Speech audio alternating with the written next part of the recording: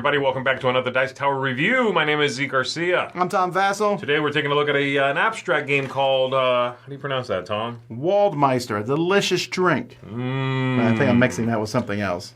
But it's green. It is green, and it is it's supposed to represent a forest with various heights of trees, various shades of green, in which we are trying to control areas, having basically scoring the biggest clump of whatever it is we're trying to score. Moving around the pieces, trying to get the highest score. Let me go ahead and give you a look at how the game works on the table. We'll come on back after that, tell you what we think of this here abstract game. To set up the game, we're going to split the pieces among the two players. Every player is going to get 3 of each of the different colors and heights.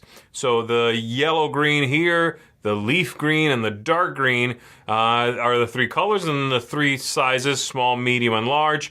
This is what one player gets. The other one has the same amount of pieces. And then you're ready to begin. One player is going to be playing colors. The other one is going to be playing heights. And what you are trying to do is get big clumps or clusters of the whatever your thing is. You'll be scoring the 3 largest, so basically of each kind. If I am colors, for instance, I will score my largest group of yellow-green, my largest group of the leafy ones, and the dark ones. My opponent would score then tall, medium, and small, the 3 biggest groups of that. To begin, we decide who the first player is. They're going to play one of these anywhere they want to. And then the opponent, and from then on, every turn is going to go as follows. The player taking a turn, in this case, this player right here, is going to select one that's out on the board already. They are going to remove it, move it in a straight line as far as they want to, and they will put whatever piece they've got that they want to place in the place that that one evacuated. So in this case, right there, for instance. And let's just say, for the sake of the argument here, it'll be, colors and sizes, okay? So this player might do that. Then it comes back to this player over here who is doing, again, colors. So they might now select this one here, move it just once, and put this there. Comes back over here. This person is doing sizes again. So they might do something like this, where they take a medium one, and they select perhaps this one, move it there, and put this there.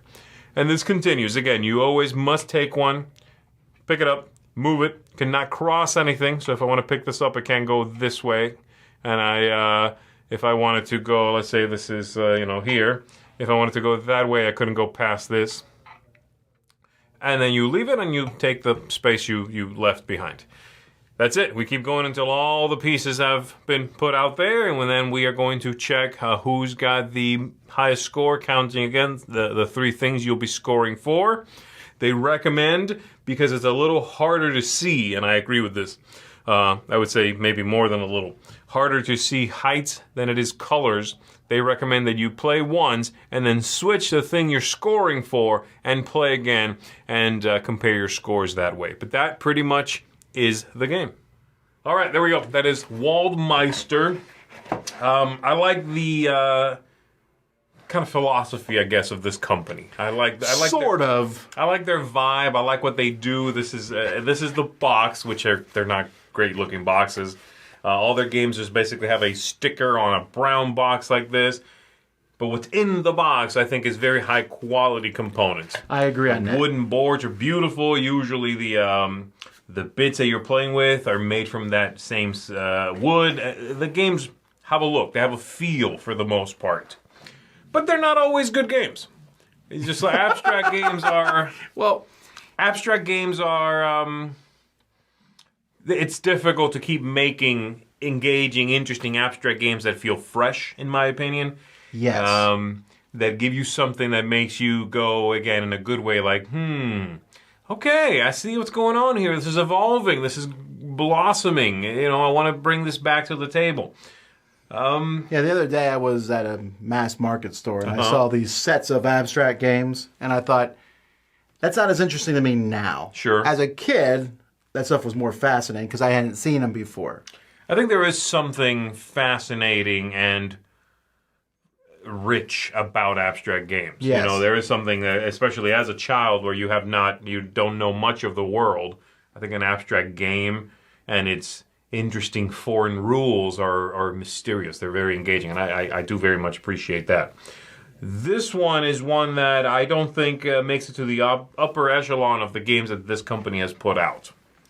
There's a couple of reasons for that. One, I think there's actually a component issue, which they actually admit in the rulebook. They do, right. And I mentioned that in the overview where and we're talking here about the fact that it's easier to play with colors than it is with heights. And they admit that and say you should play twice and switch that thing. As far as rules to sort of counter that, it's about as elegant as it's going to get. I guess. Play the game twice as long is not necessarily my version of elegance, but I don't know. I would say my thing would be the more experienced player is the heights. I mean, that's what I would say. Yeah. The green is fine. It's pretty easy to tell them apart. And like you said, they're good quality putting them into the board. Mm-hmm. But yeah, the game almost feels lethargic. Lethargic, sorry. Okay, there we go. I was really trying to figure out what you meant. Lethargic, in a sense of... So it's very slow, it's very it barely moves, okay. It has two mechanisms. One is put a piece, and then you're replacing a piece and sliding a piece. Yeah, right. We've seen that before. In fact, I might be wrong, but I'm pretty sure from this company has made games with that way. Probably, yeah. Right.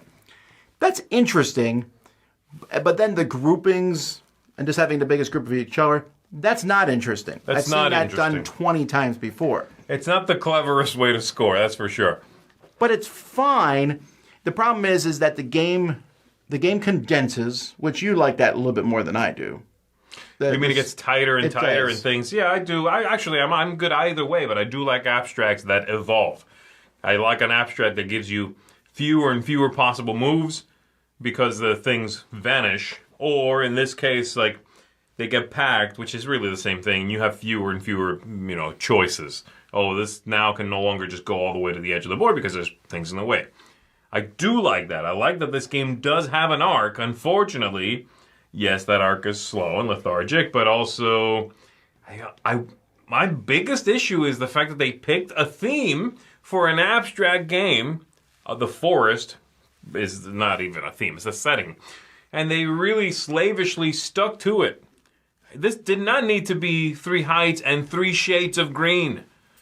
Also, why? Because it looks like a forest?